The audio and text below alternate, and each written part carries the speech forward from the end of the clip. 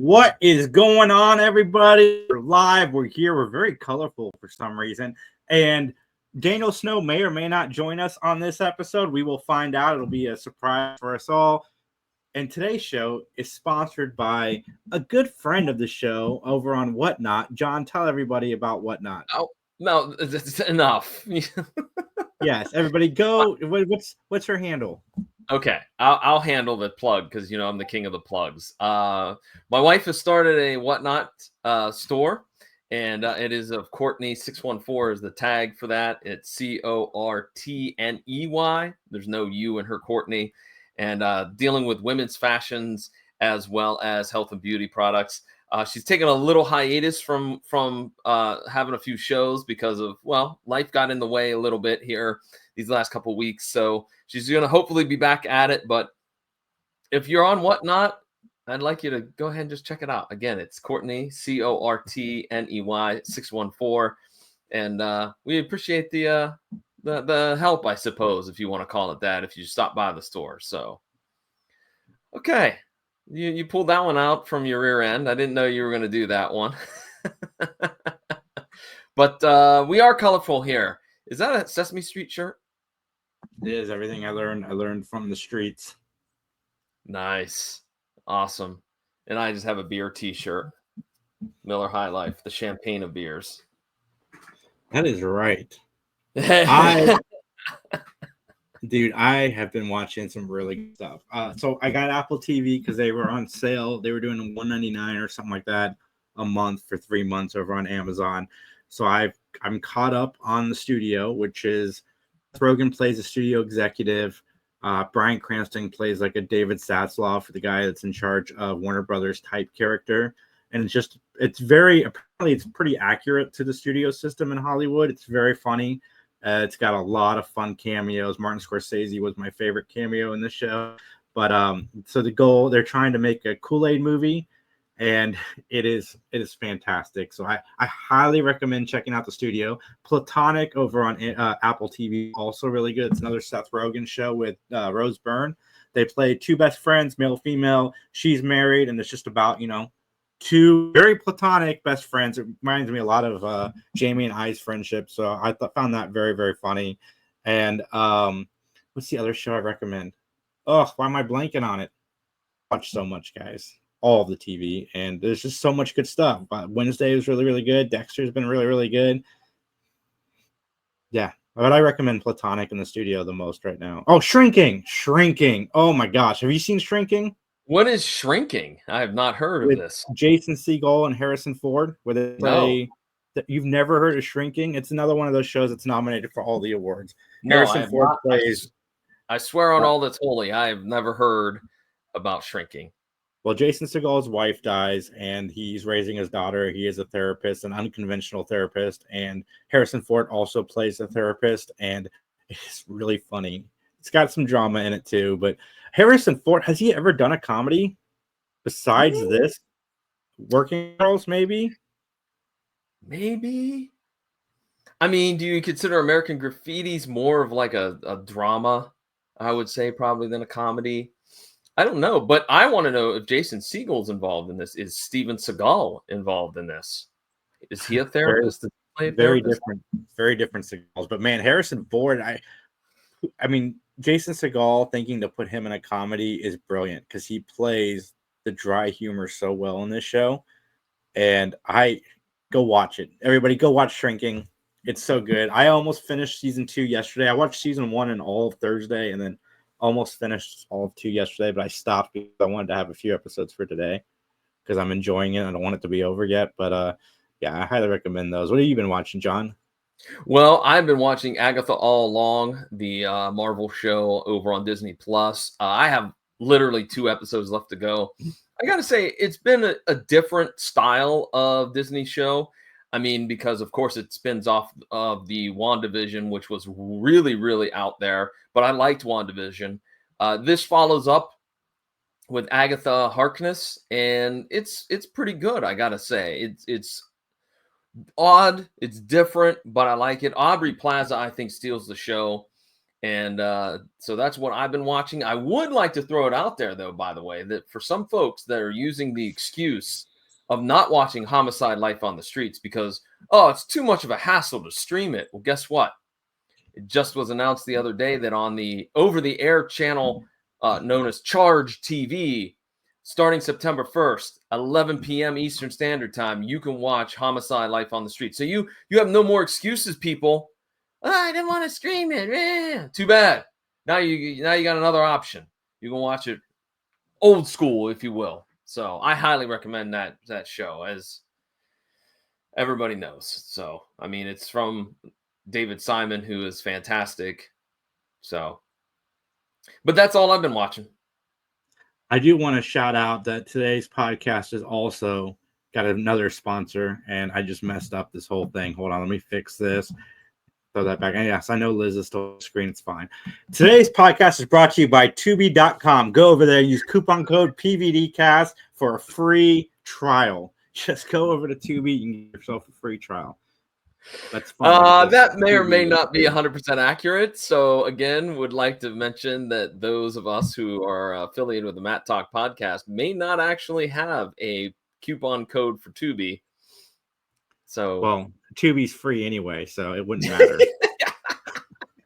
Look, I can't help it. I can't help it that I am a fan of oddball movies, blaxploitation films, and whatnot, and they're all on Tubi. What can I say? I can't help it, man. Nah, dude, Tubi is legit. They got a lot of stuff over on Tubi. They do. Like, they do so much stuff. Exactly. And I watch it, for free. So I deal with commercials, but their commercials aren't that bad. I do appreciate the fact that when they end the commercial, it's actually, they've rewound a little bit so that you're not missing anything, where some companies didn't used to do that. So, Crackle. Oh my God. I hated Crackle. They could be in the middle of a joke and it would just stop and go to a commercial and then come back right in. I hate Crackle. I had Crackle for like an hour. It was awful. Right, well, yeah, it was bad. We're not a fan of Crackle over here. Or Crack, John. We're not yesterday a fan of on the Three Geeks podcast. We celebrated 11 years because it's been 11 years. We uploaded our first episode yesterday, Saturday, and it's amazing. I was listening to the episode yesterday and brought back some memories. A lot of the things that were in the rumor mill for like Star Wars and stuff was not true. It never ended up happening, but we still talk about it, so go check it out. Cool. That's all I got. All right. Well, where can folks find those that anniversary episode, so to speak? You guys can find it at Three Geeks Podcast on all of our YouTubes and everything else. And I'm feeling so nostalgic lately, man, because like I'm listening to the first episode, and in my mind, I'm like, this is what started my journey to meeting John, to meeting Tim, to meeting Mick, meeting Sturdy, to meeting Autumn and Jamie. Like, if we hadn't done that, I wouldn't have most of my friends today. Justin, I wouldn't know any of the people I talked to. It'd be me and Max still talking in a basement. So, it's just the journey's been amazing. Yeah, that's cool, man. That's the best part, or one of the best parts of doing podcasting is meeting folks. Absolutely, totally agree.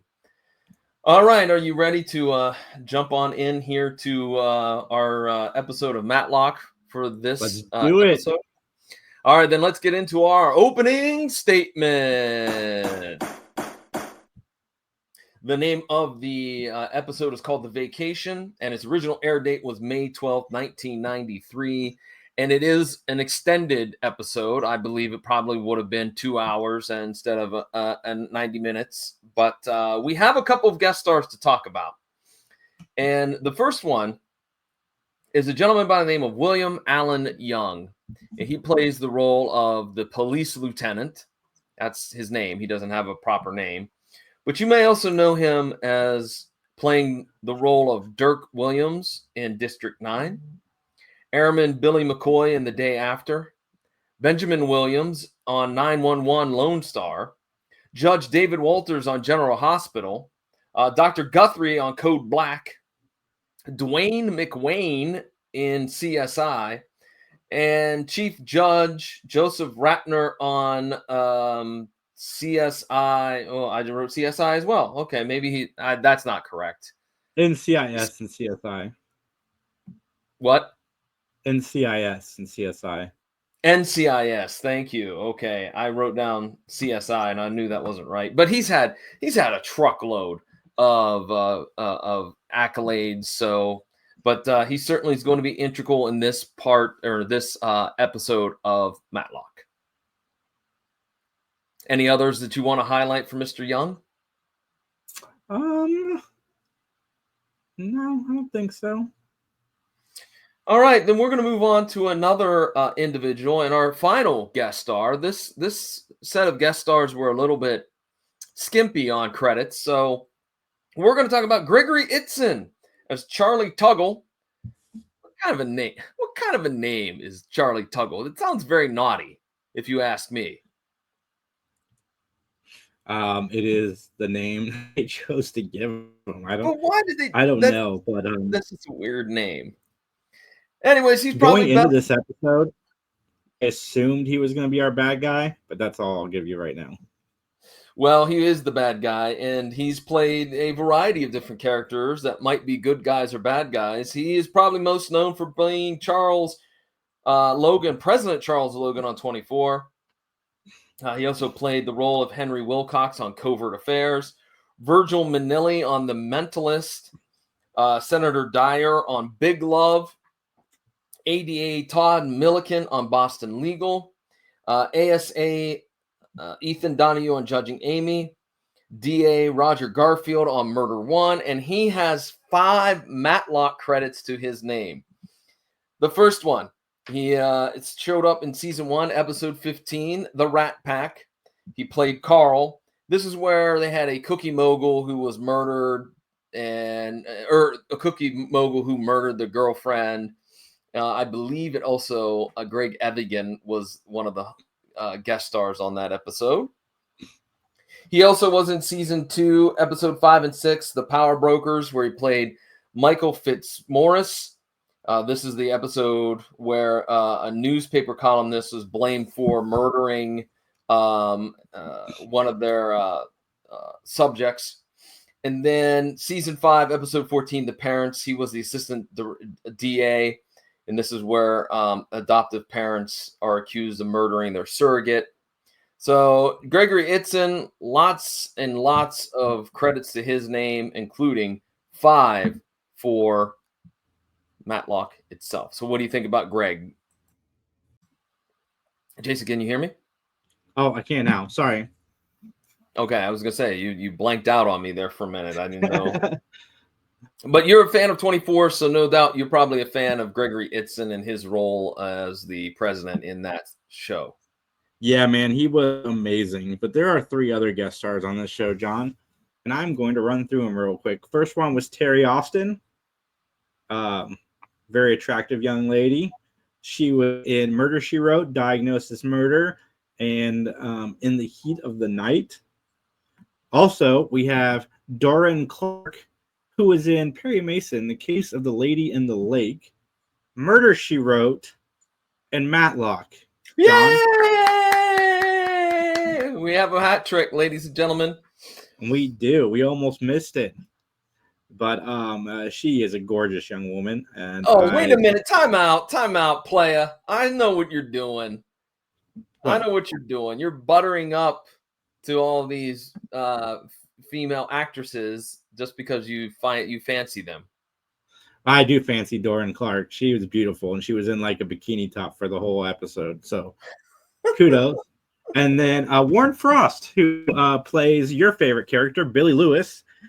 He was in Twin Peaks, Psycho 4. I think we've talked about him before, but I wanted to mention him because he died in 2017, right after he got to reprise his role in the Twin Peaks reboot. Yeah, Warren Frost, we talked about. I believe he was in the season 6 where Julie and Ben go back to Mount Harlan, and he was there. Also, too, Cliff Lewis is making his debut as well. Of course, Daniel Roebuck, the actor who plays Cliff Lewis. So even though we don't have maybe some as many guest stars, these two will be intricate and important characters from here on out. So yeah, one of my biggest complaints about this show has been continuity. And this is the very first episode to really like reference something that happened in a previous episode and keep the story consistent with that. yeah, of course that would be with the Sister Lucy character. Yeah. So kudos. All right. Well, Jason, I got to ask you a question. It's the same question I ask you all the time, man. How do you stay so sexy? No, that's not the question that I ask you all the time. The question I ask you is, can you give your opinion, solely your opinion, and only your opinion, so help you? I can. Then it's time to testify.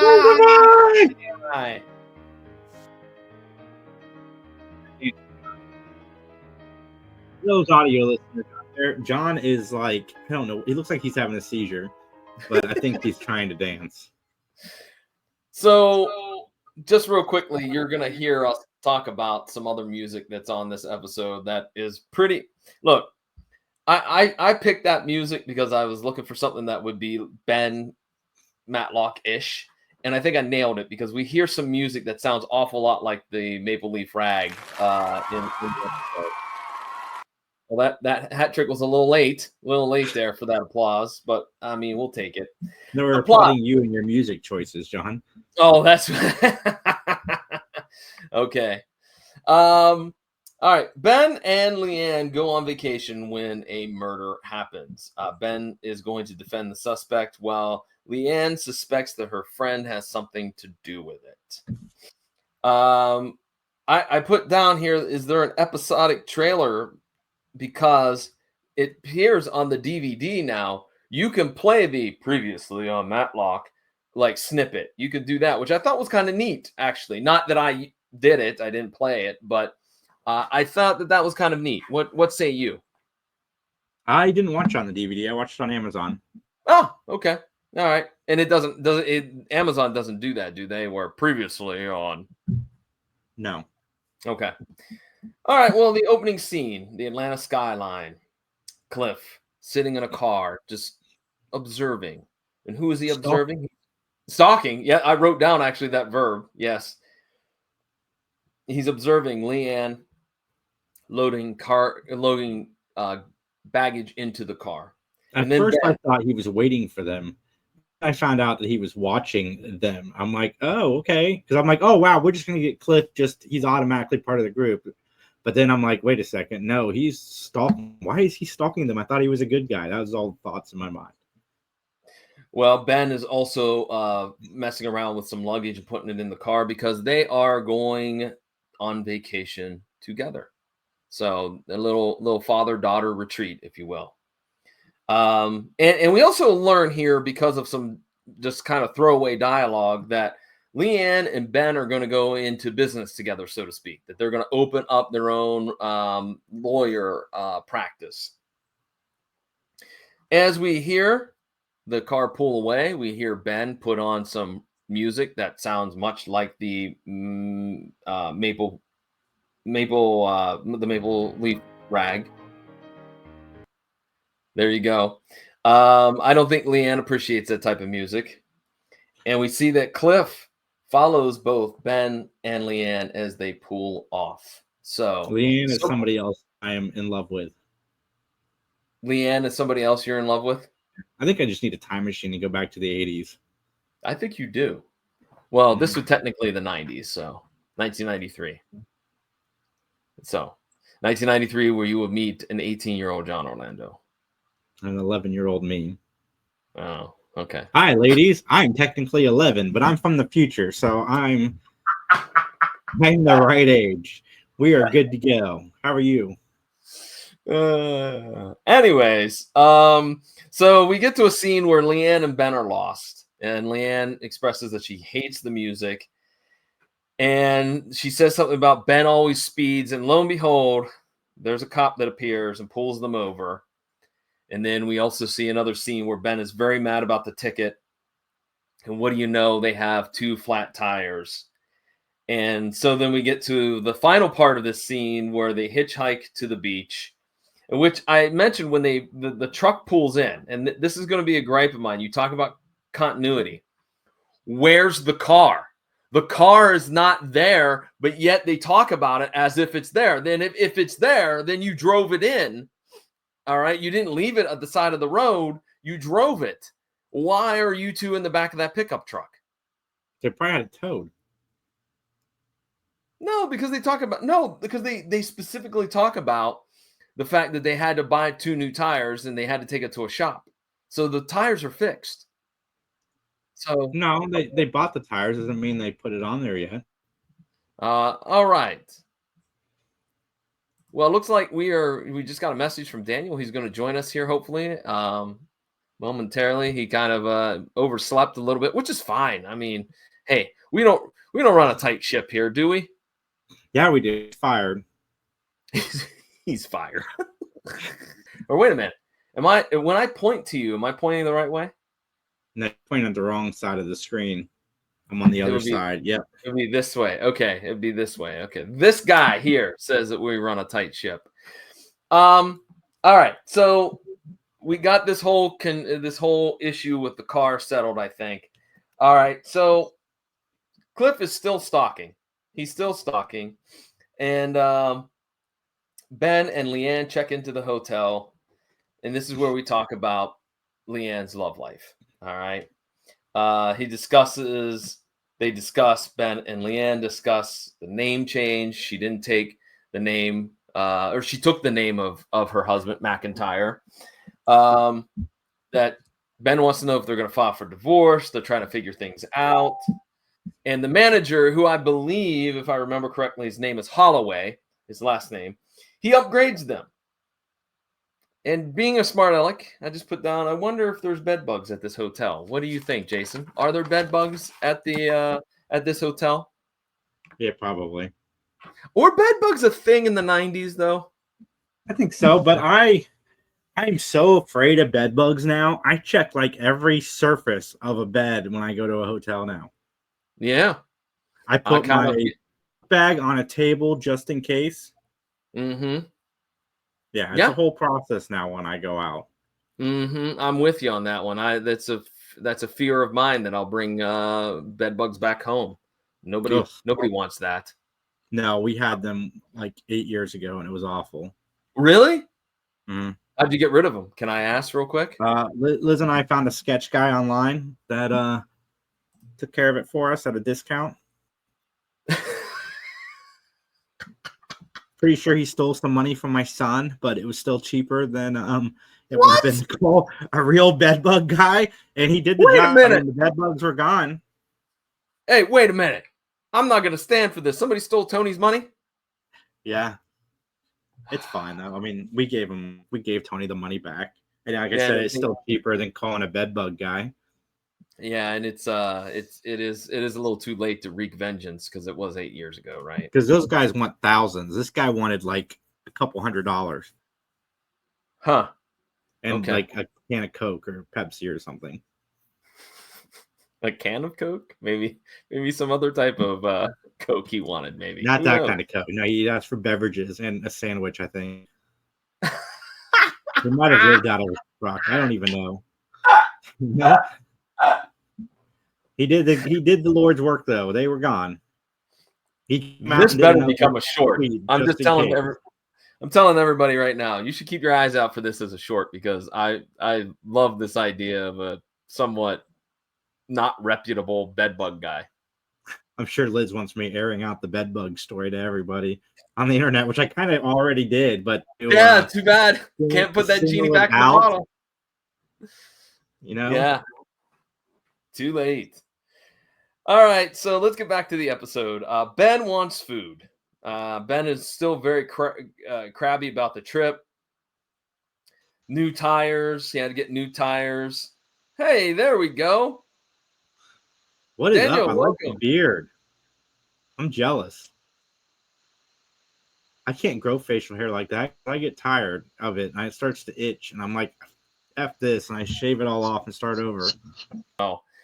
Well, Ben, anyways, the new tires. This is, I think, where we talked about that Leanne says that they have the car back. But again, the time differential, all right, is what makes this a little bit awkward. So, Daniel, we're just talking about the beginning of the episode. We've gotten to the hotel where Leanne and Ben check in after their horrendous trip to get there. So, what do you think about this episode so far, Daniel? No. There you Okay, go. there you go. Better. All right. That's good. Okay. That's with no headphones. So, okay. Okay. All right, there we go. Those are the stupid headphones giving us problems. So far, we talked a little bit about the beginning of the episode, and we just got Leanne and Ben to the hotel. So far, with just that information, what do you think about the episode so far? I'm gonna be honest. I actually watched that episode like less than a year ago, and I was starting, and I'm like, this episode's gonna suck. It's not gonna be good. My opinion was different at the end of the episode. Okay. So Okay. we'll see. We'll see. But the beginning was not very good. I will say that. Okay. Now I do. I'm sure Jason. I know y'all didn't.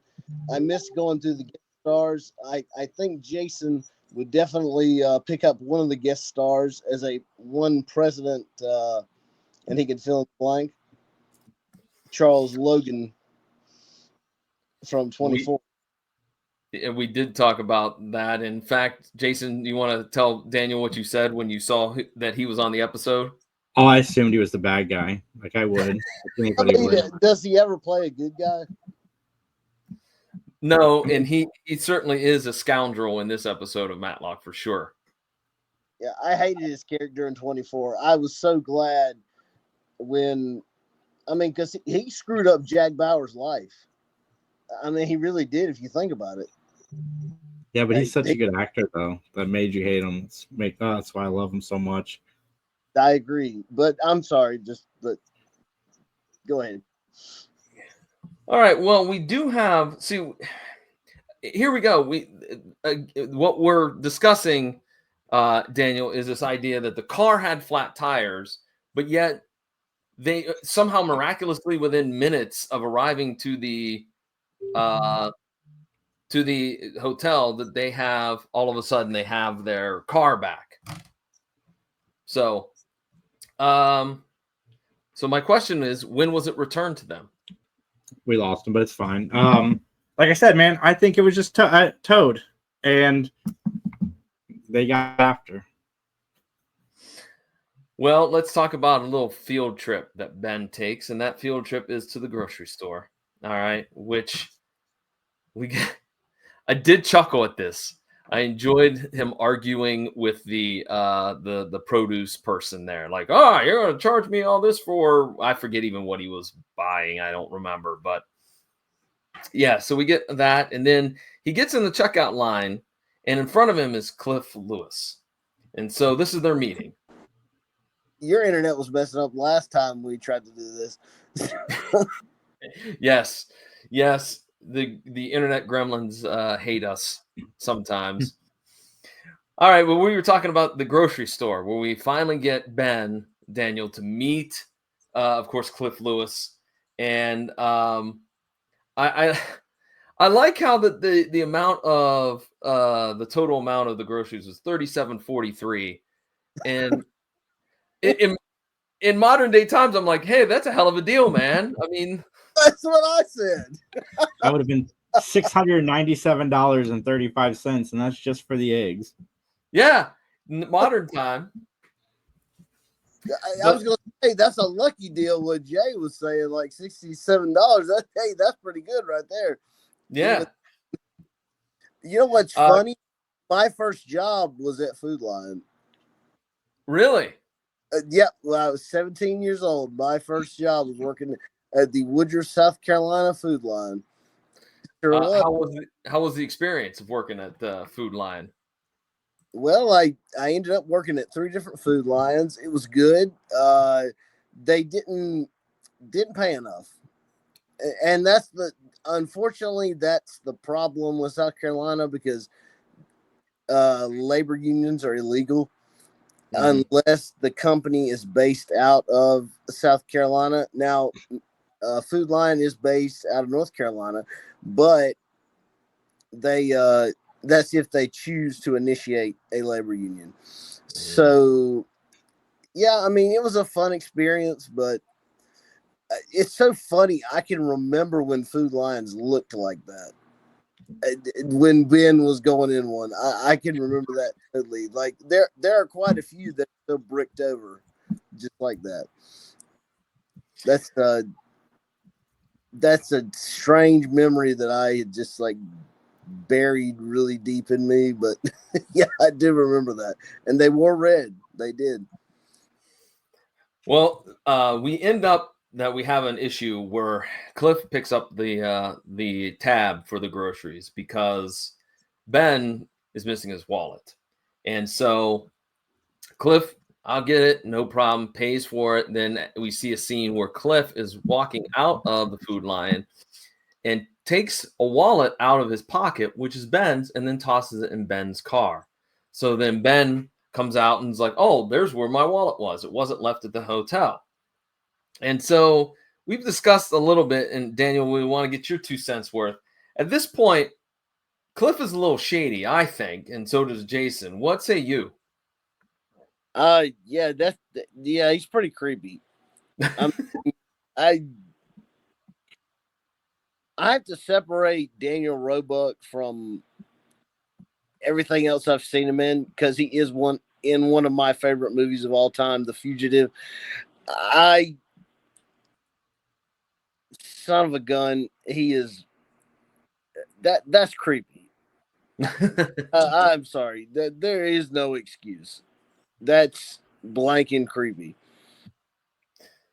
Well, then we cut to a scene where it's at the beach and Leanne is hanging out with her friends. Now, at this point, I was hoping that Ben would spend a minimum amount of time on the beach because, as we know, Ben gets a little bit awkward and gets a little bit immature whenever skin is shown.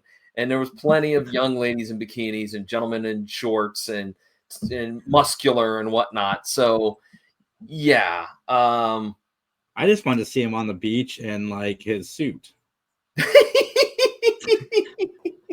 And telling people he's tanning. And I'm just mad that Ben didn't show up. I mean, three ladies my number.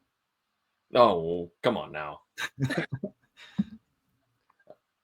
Well, one of them is not interested in people like you, Jason. No. One of the friends, I believe Laura was her name, she's very interested in Mr. Benjamin Matlock, which I don't know what is that like that's kind of like a gold digger, I would think. So, I mean, does she have a lust for water? Does she have what? Say that again, Does Daniel. she have like a lust for Sam Waterston? Does she have like a desire for the guy from Law and Order, the old man, Sam Waterston? Like Jason will know what I'm talking about. Yeah. Or Sam Elliott. Yep. Oh, well, I mean, I'm not gonna lie, that is a good looking man. No, yeah, Sam Elliott. Yeah, Sam Elliott is a handsome fellow. You got to give him props. Still.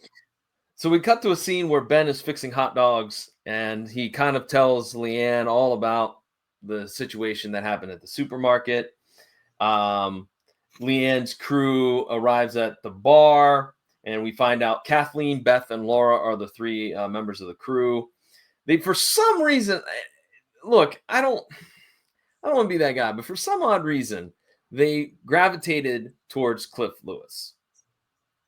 And Cliff, I just don't see him being a ladies' man. And I think that that's what they were going for. But this just seemed very bad. Like just the flirting and the fact that his credit card got maxed out and, you know, he gets tossed out of the hotel. This all kind of didn't seem to fit together real succinctly, I guess is what I'm saying. Jason, what do you think? disagree. I think that they thought he was a rich guy. Like, I think they thought he had money, and that's why they were flirting with him. And because they even made the comment at the end, like, you had to pick the poor one. And, good call. Yeah, so that's what I got. But yeah, no, it's fine. It's starting to make sense what's going on with Cliff a little bit. Daniel, what do you think? Do you agree with Jason that maybe those three were all about the Benjamins and thought that Cliff had some? I don't know. I think maybe they were attracted to his boyhood charm, because he does have that. Something his dad does not have. Not saying he's gonna ever, pop up in another episode or anything. I don't mean that by any means. Well, don't worry. We'll talk about Billy. He might show up. You never know. Well, Ben catches Cliff in the parking lot, and he's wanted to thank him for what he did for him. And then it's where Cliff kind of talks about, hey, I don't have a job. I'm a lawyer. I passed the bar. And he kind of angles to get a job with Ben. And at the end of this scene, we see Leanne's crew again shuffling across the parking lot, and they wave hi to Cliff. So then we go to a scene where Ben is hanging out with Leanne's crew, and Leanne's crew are like, you two are so alike, and that causes a little bit of tension, if you will, between the crew and Leanne and the crew and Ben, which, I guess no one likes to be told that they are reminiscent, if you will, of their parents. But we do find that Ben is running on the beach. Excuse me, Beth. I said Ben. Ben's not running anywhere. Ben's running to the hot dog stand. I was like, whoa, did I miss an episode? Give me a second, guys. I got to go watch this. Sorry, Beth is running on the beach, and lo and behold, she finds the dead body of, I believe it's Holloway, the hotel manager. So, okay, here's where I'm going to reveal a little bit of my rating. This is almost 30, 40 minutes into this episode, and I'm like, we're getting to the murder now, or the death, or the killing, or whatever. Like, I was a little bit perturbed at this idea that we waited so long to get to the actual crime. I don't know. Daniel, what do you think? I'm gonna be honest with you. I really think that here towards the end, they started having more like 2-part episodes, and I think it was because Wilmington was not that far from Manteo, and I think that Andy didn't want to really have like a huge like work schedule, so they would do a lot of 2-parters. In other words, he spent more time, but it was over a lengthy amount of time. Mm-hmm. So basically, you could do a 2-part, and I'm not quoting anybody when I say this, but maybe you could do a 2-part in 2 weeks or even less. Then you could do, say, 4 episodes in 2 weeks. I feel like it would be easier to do a 2-part in 2 weeks. Like I said, those are just like random hypothetical numbers. But it does seem like he did try to kind of like cut down on the workload. Well, go ahead, Daniel. Sorry. No, but I mean, I think Andy was trying to cut down on the workload, because seasons 7, 8, and 9 are a lot less episodes than, say, the first 6. Mm-hmm. Jason, what about you? What do you think about this waiting to get to the death within 35, 40 minutes, when normally in a normal episode as a 1-parter, as you said, Daniel, within 10 minutes, we have the murder? Jason, what do you think? To be honest with you, this is going to give away my rating a little bit. I liked the journey so far. I like that we're spending time with these characters in real life. Okay. All right. Well, the cops interview Charlie, who is, of course, the, I guess, second in command at the hotel. And basically, Charlie was asking about, some questions about what happened, and he was being questioned about what he knew about Holloway. And then we cut to a scene where Cliff is sleeping in his car. Because again, he got kicked out of the hotel. And the cops wake him up, and he instantly becomes a suspect in the killing because there's blood on the passenger's seat. Ben interviews Cliff at police headquarters, and the truth comes out that Cliff has worked this elaborate plan up to meet Ben, all to the hopefully getting a job. He did pass the bar, but it took 3 times. He is broke as broke can be. That he had been tailing Leanne and Ben from Atlanta. He purposely booked the same hotel. He purposely put himself in the grocery store with Ben. And he claims that his dad put him all up to this. And the final piece of evidence that something's going on is when Cliff says that his last name is Lewis, of which Ben says, "You're Billy Lewis's boy." And Billy shows up right on cue. So Ben and Billy discuss their feud. One second. I liked this. This part that when I was listening to Billy explain, not Billy, sorry, but when I was listening to him explain the story to Ben about, following him, blah, blah, blah, blah. It kind of reminded me a little bit of when Daniel was telling us about his road to getting to work with Matlock and how he always, not Matlock, sorry, Andy Griffith, and how he always wanted to work with Andy Griffith. So that story kind of reminded me of that. I know he didn't stalk him and steal his wallet and stuff, but. Oh yeah, well, Daniel Roebuck, obviously, yeah. When we talked to him, he was very, very much a respectful fan, if you will, of Andy Griffith. I felt very parallel to this a little bit. I could say that would be true. And look, I know sometimes one of my gripes with movies is, we have a giant backstory, but I thought that this was a good backstory for somebody that was uninitiated to the world of Matlock. That they discussed real quickly, Billy and Ben, about their feud and about Lucy, and she really irritated the wife of Billy, so much so that she divorced Billy, that she had a son and moved to Florida and all this jazz. Excuse me, Lucy didn't have a son, but the ex-wife and Billy did. I thought it was good. I even liked the fact that Billy hired Ben to be Cliff's lawyer. I thought that was a nice touch. Yeah, and kudos, because this is the first time we've had continuity on this show, where something from a previous episode has come into play. So, Leanne is shocked that Ben is taking the case. She pleads with him to tell no to Billy because of all the drama in the back, and there's plenty of lawyers here in Wilmington, et cetera, et cetera. And then we cut to a scene where Laura sneaks into the manager's office, and she's looking for something in particularly, and she finds a receipt for earrings. But she's not very good. She's not very stealthy, as she's caught by Charlie. And she gives some excuse, and she leaves. And then Charlie picks up the phone and talks to somebody about, hey, this is the girl that had an affair with Holloway, so we need to keep an eye on her. We get a little comedy here in the courtroom where we have the bail hearing for Cliff, and Billy Lewis is giving Ben a hard time, telling him what to do from the peanut gallery, so to speak. And Billy and Leanne have this conversation in the hallway right after this regarding Ben.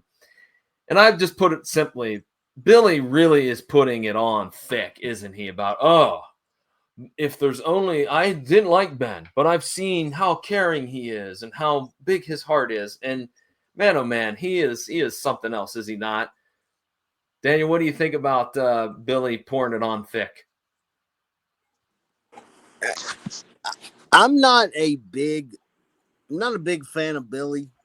Regardless, I think that he was a very insufferable character. I just don't like the guy. He's like Ace without the humor. He's Ace without being the comedy guy. Because at least with Don Knotts, we were like, okay, well, it's Don Knotts, that's cool. but no, I don't know. Any episode with Billy, I'm not gonna say that I hate the episode because I don't. But gosh, it's rough. I'm with you. Not a fan. Any episode with Billy is rough. Well, I'm going to be the odd guy out because I like Billy Lewis way more than Ace Calhoun. I thought it was funny. I laughed every time he went on one of his rants. I thought he was great. And you guys know how much I dislike Ace. So I'd put Billy way above Ace, like way above Ace. I hope there's an episode with both of them, to be honest. Oh, that would be like worlds colliding if it was Billy and Ace on the same episode. My gosh. Well, let's get back to the episode here where the police lieutenant gives Ben the autopsy on the manager. He was hit in the back of the head and then drowned by somebody else and then dumped in the ocean. And the reason that we know that is because he's got like chlorine in his lungs. So it's not ocean water that is what killed him. And so the hot tub that was owned by Holloway is the murder scene. All right, where Leanne, Ben, and the police lieutenant talk about the evidence, including the fact that outside the hot tub or the jacuzzi, they found a volunteer fire department pin for Mount Harlan, which clearly puts Cliff there. In fact, it's even mentioned as a quick line that he was a member. I think it was back in the bail hearing that Cliff was a member of that volunteer fire department. So Leanne's crew, man, oh man, they are all about men. They want to get a boyfriend or a husband or maybe even just a weekend fling. I don't know, but man, oh man, they are certainly looking for some fun, with the exception of Beth, who is married. I just found this to be a little bit not kosher. Leanne's sharing all of this information about the case with them. I'm like, whoa. I think you're not allowed to do that. I mean, am I wrong? Daniel says thumbs up. Yeah.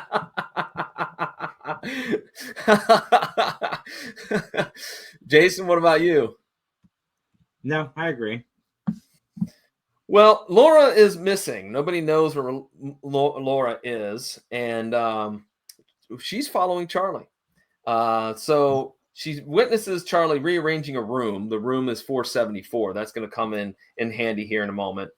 And so Laura is snooping on him.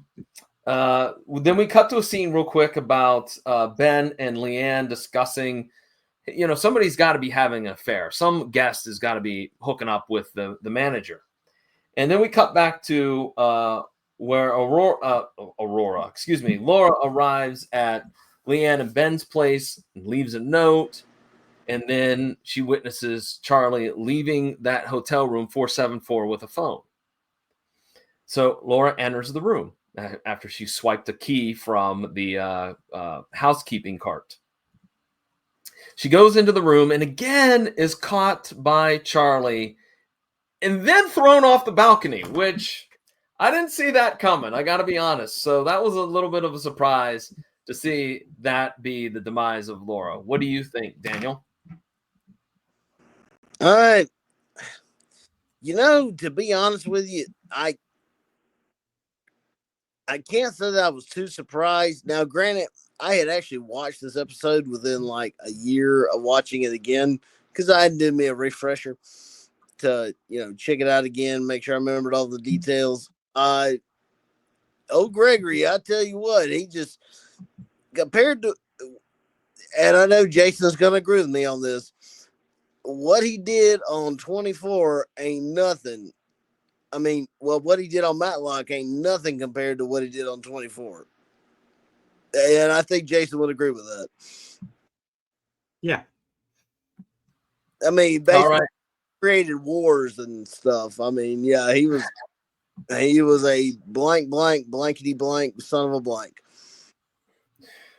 All right. Well, we go back to the episode where the police lieutenant asks Cliff for an alibi. And things get a little bit heated because Billy doesn't like that. Billy's like, my son is innocent till proven guilty, et cetera, et cetera. And Billy and Ben get into a face-off. They certainly go back and forth when Ben's like, "Go back to your room," and things got a little heated. I don't know, Jason, but I'm picking Ben Matlock in a fight between him and Billy. What say you? I don't know. Billy seems like he'd fight dirty. I think Billy's a biter. Oh, he would bite. I don't. Maybe. Daniel, what do you say? Stuck him with Lucy for all that time. He just ran off. I would say that Billy is the Steven Seagal to Ben's Jean-Claude Van Damme. I would say, and if you've seen the movies, you know exactly what I'm talking about. All right, I'll give you that. That was a good analogy, Daniel. Very good analogy. I mean, I will agree. Van Damme is better, and Ben Matlock is better. So, well, Ben consoles me. No, I didn't say he was better. I just said he fought cleaner. But, yeah, I don't know. I think Ben's more slick, just like Jean-Claude Van Damme was more slick. Well, we go back to the episode where Ben consoles Leanne, and they found the note. And oh, what are you doing? Stop bringing that up. Who did that? Consoling Leanne.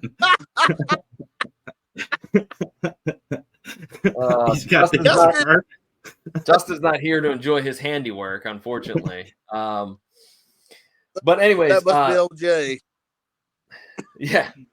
Leanne and her crew chats about Laura's note, and Leanne gets her feathers ruffled Leanne's crew gets their feathers ruffled at Leanne's questions, because she's, is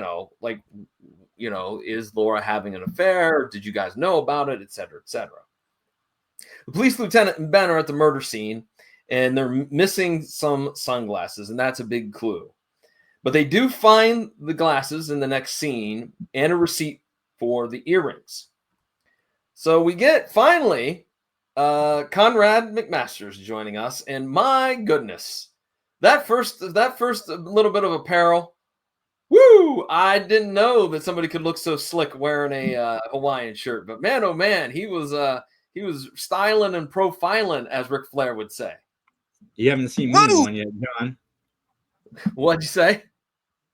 Said you haven't seen me in a Hawaiian shirt yet. No, that's true. That's true. But Leanne and Ben talk a little bit more about their business, and Billy shows up and he wants an update on the case. And Ben's like, you know what? I'm gonna do the case for free. And that makes Billy mad, because Billy's like, no, you're not doing that. I'm paying you. I'll put you on retainer. And they argue back and forth, because obviously Billy's somewhat of a proud man, but he's also working an angle a little bit here as well. Yeah, Billy ain't no gold digger. So Conrad's at the disco, which this really wasn't when you say disco to me, that's just like a sports bar, if you ask me. I didn't think that it was very much of a disco, so to speak. So Conrad also swipes a photo from the wall. All right. And that'll come in handy here in a few moments. Now we need to introduce Mitchell Jackson, who arrives at the hotel, and he wants his ground floor hotel room that he has every time he stays here at the hotel. But the request was overlooked. And so Charlie tries to smooth things over, like, hey, man, look, I'll give you room 474 for the price of only one night, and you're staying 2 nights. So how about that? Which Jackson's like, okay, cool, fine. And so Conrad finds out that there's a set of cords that go around the sunglasses, which were very popular in the 90s. And each year there's a different color. So this year is green, whereas the cord that we found with the evidence of the missing sunglasses is orange. And that orange goes back to 3 years ago. Leanne recognizes Charlie in the lobby, and Leanne's crew and Leanne talk about their earlier conflict, and they apologize to one another. And then Billy and Cliff are talking on the boardwalk, trying to patch things up. So a lot of the theme, it seems, in these last few minutes of, family getting together, trying to make amends, trying to get all on the same page, which I'll hold my thoughts on that for later. But do you gentlemen have any comments on that, or should we just move on to the next scene? We can move on. I've given away too much of my opinion. Okay, Daniel, how about you? I must say, when they said that they were going to a disco, I thought we were going to have like a John Travolta Saturday Night Fever kind of deal. Yeah. What we had. Now I must say though, I appreciate Conrad for learning some martial arts skills from that guy named Cordell Walker in Texas, and that's kind of why he wasn't in the whole episode. So that's a little fan theory that I like to endorse, is that he learned some skills, had to use a different name, Jimmy Trevette. So well, I think he's going to be more full-time with a gentleman by the name of Walker here by the time that we hit the mid part of this season, but I digress.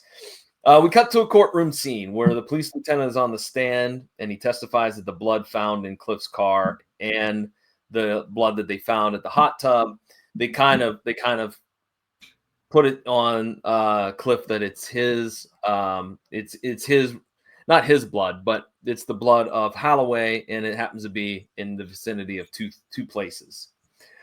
Charlie is followed by Conrad, followed all around, and so much so that he's been gone for so long, Conrad that is, that Leanne gives him a phone call on the car phone, which means, again, that's another $37 that you're going to have to pay for that phone call.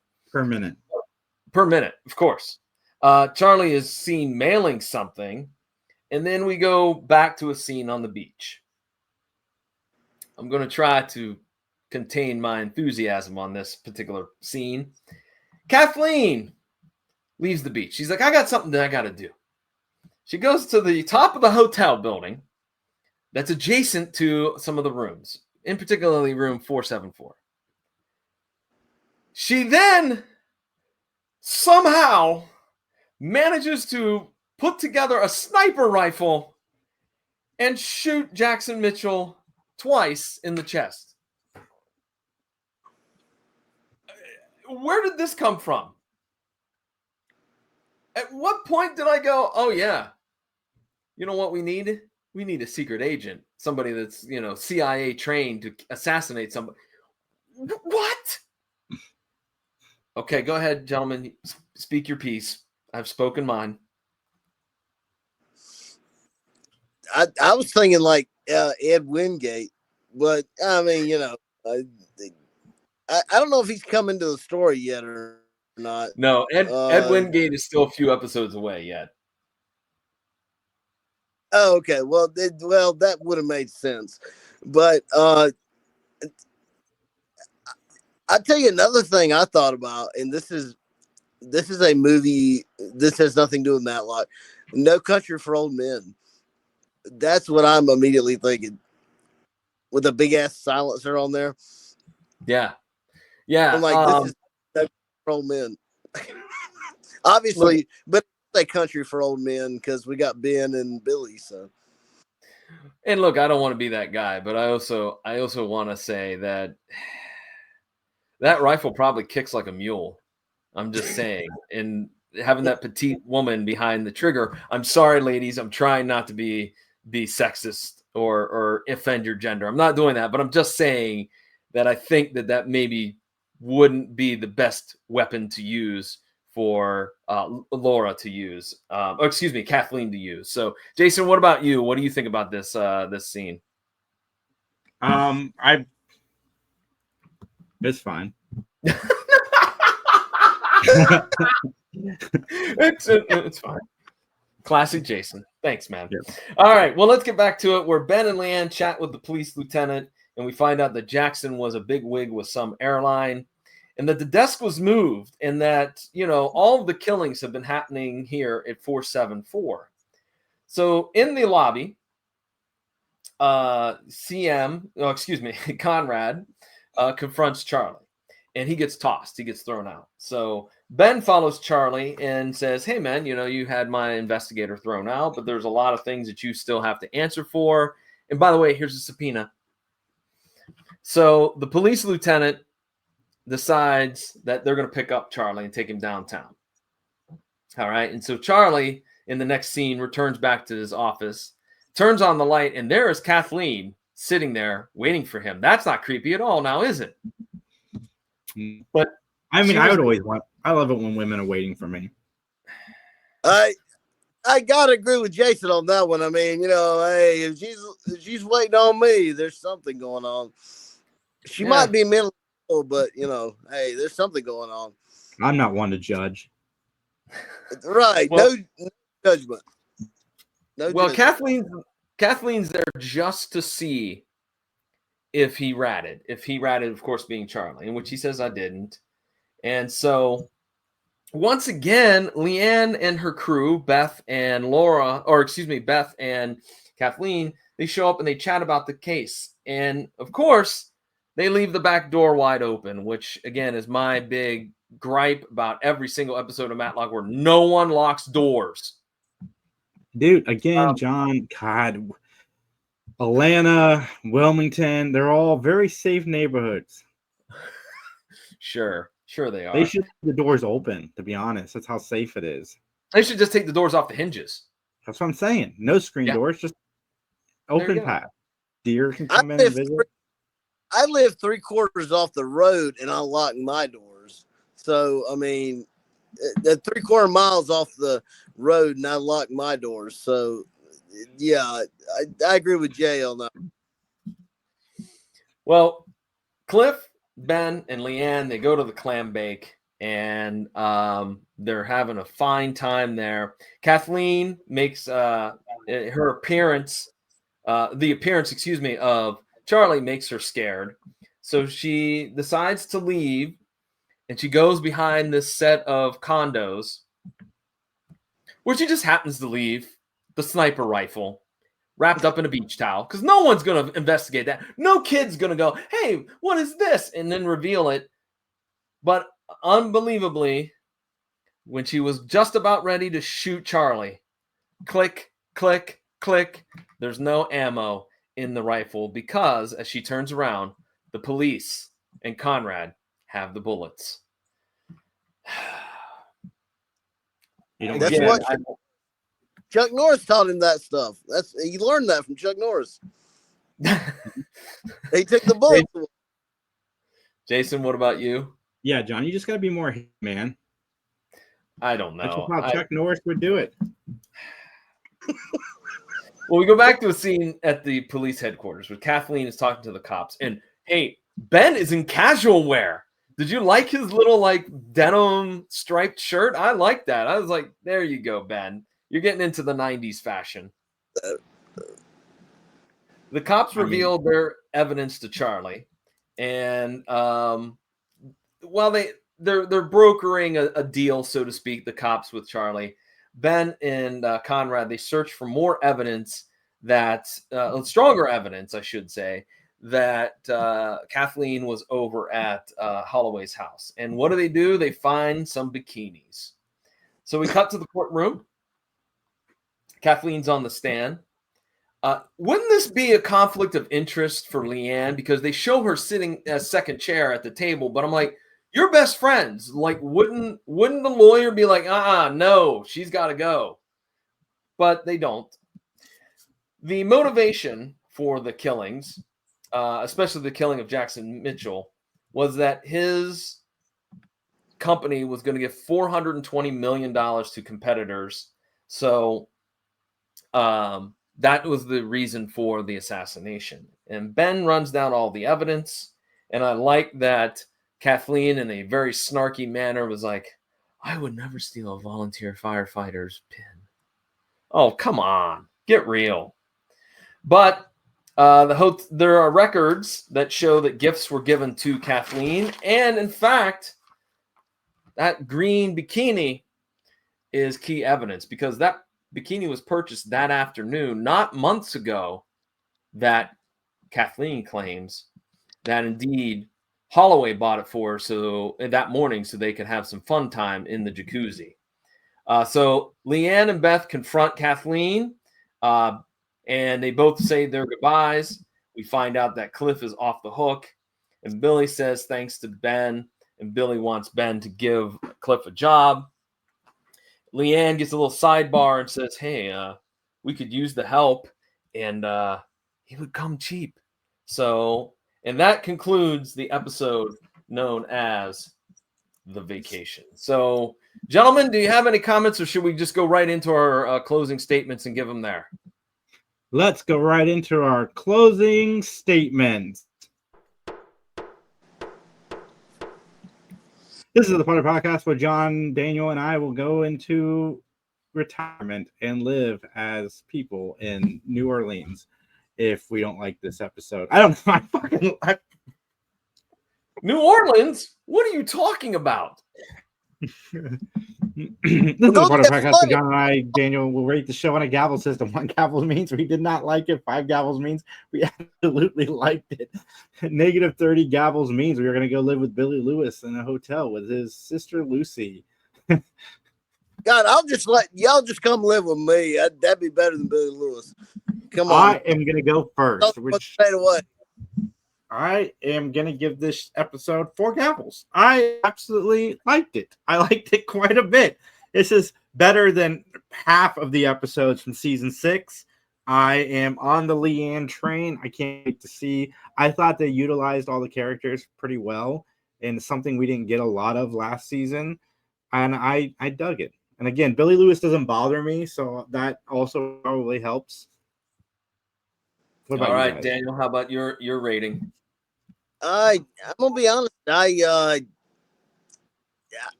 gonna give it 4 1/4 gavels. It got to be slightly below Jason, but I despise Billy, but I loved the show. I thought the plot was really good. Now, granted, I watched it this morning. I did find my DVDs finally of that because I had bought the complete series. The next set was actually waiting right in front of me. It was one of those deals where I was digging for it and I was looking right beside it, but not finding it. So I must say, I think it's a solid season opener. So 4 1/4, definitely. Oh my! I'm a man on an island all by myself. I did not. Well, like John, we are out of time, everybody. Thank you guys for tuning in. No. I get my fair share here. Back to the All house. right. Go. All right. Look, I give it a 2 gavels. I could not get my mind around this idea that Kathleen is this assassin extreme, like just out of nowhere. Like it was as if like they went into the writer's room and go, hey, what haven't we done yet? We haven't had a young lady kill somebody just randomly for no apparent reason with no backstory. I mean, come on. This is just, I didn't dig it. I felt there was too much family drama. We could have cut some of that out. The pacing was off. Certain parts of it drug. I did like the change of setting. I think that being on the coast and being in Wilmington was a little bit better in terms of, giving a different setting. And I'm going to give Mr. Young a very good thumbs up because I thought he played the role of the police lieutenant very, very well. And you know what? Even Gregory Itzin being a scumbag, he did a great job. Okay, stop it. There is no Tubi coupon. You get a subscription to Tubi. So, anyways, with that, ladies and gentlemen, we're running a little bit long here, so let's wrap things up here quickly. Jason, you want to talk about the Three Geeks podcast? I do, because I think it's Tuesday, maybe Monday. I don't know. I haven't decided yet. But this week, we have our interview with the actor who played Babu on Power Rangers, and this man was amazing, very honest about the time on the show, and we talked a little bit about the salary negotiations between the original cast. Definitely go and check that out on Tuesday. We've got an interview with the original Peppermint Patty from the old Peanut cartoons coming up as well. And we interviewed the voice of Fozzie Bear and Scooter from Muppet Babies. And I got literal tears in my eyes as he did voices for us on the screen because I loved Muppet Babies so much. So all of that is coming up, plus so many more interviews. 3 Geeks Podcast. We're doing it all. Check out the Big Binge watch list as well. Jamie and I will be back next week to talk about all of the wonderful shows that I have watched. Go watch South Park. Just do it. All right, Daniel, do you have anything you'd like to highlight real quick? Well, first with in regards to South Park, get your gas and get him. But besides that, I've got to give a shout out to a local gaming store, Upstate Gamers in Greer, South Carolina. They're fantastic. They rebuffed a PS2 game for me that was scratched beyond belief, and I can now play it. So, freaking heck yeah! I gotta say, I gotta give a little props to my buddy Jason. I've never really watched Muppet Babies. I watched like the intro because apparently on our local Fox affiliate, it used to come on after Batman, and my dad would like tape it, and I get to see the intro, but I never actually got to see an episode of Muppet Babies. So, the intro was great. So I got to give him that. But I know Dave Coulier played somebody on there. I can't remember who it was to save my life. But yeah, I've been getting back into retro gaming, and I tell you what, it's great. The games are not always great, but it's great. Upstate Gamers though in Greer, South Carolina. If you're in the area, definitely check it out. I don't know why. Cut it out. Did you just do the Dave Coulier? Uh-huh. How rude. All right, well, I'll wrap things up here with, of course, the PVD Cast is my own personal podcasting project. I'm real excited about the current episode. I sit down with 80s wrestling fan Brian, who's a guy out in California that was a big fan of the old LJN action figures from the mid-1980s, the WWF ones. And we have a huge conversation. In fact, I have to confess, it's the longest episode of the PVD Cast I've ever done. But we enjoy talking about our fandom, our collections. Brian does a big time repaint on a lot of these action figures, both the original color scheme and then sometimes updates them. Like for an example, Ricky the Dragon Steamboat repainting him in the white tights from WrestleMania 3. So Brian does a great job. It's a fun interview. He's got a podcast too called Legendary Wrestling Figures Podcast, and Legendary is spelled LEJENDARY. See, he's being punny with the LJN. But nonetheless, it's a great episode. So pvdcast.com or wherever you find great podcasts, please give it a listen. All right, gentlemen, as they say in court, Nothing further.